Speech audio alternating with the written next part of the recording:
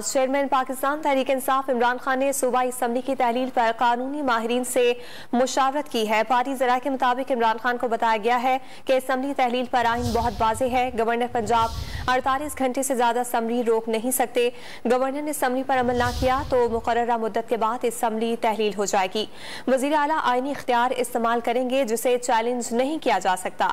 इमरान खान को निगरान हुकूमत की तश्कील और 90 रोज़ में इंतखाबात पर भी ब्रीफिंग दी गई है।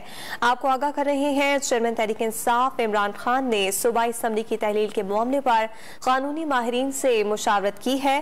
पार्टी ज़राए के मुताबिक इमरान खान को बताया गया है कि असम्बली तहलील पर आइन बहुत वाज़ेह है। गवर्नर पंजाब 48 घंटे से ज़्यादा असम्बली को रोक नहीं सकते। गवर्नर ने असम्बली पर अमल ना किया तो भी मुकर्ररा मुद्दत के बाद असम्बलियाँ तहलील हो जाएंगी। वज़ीर आला आइनी इख्तियार इस्तेमाल करेंगे जिसे चैलेंज नहीं किया जा सकता। इमरान खान को निगरान हुकूमत की तश्कील और 90 रोज़ में इंतखाबात पर भी ब्रीफिंग दी गई है।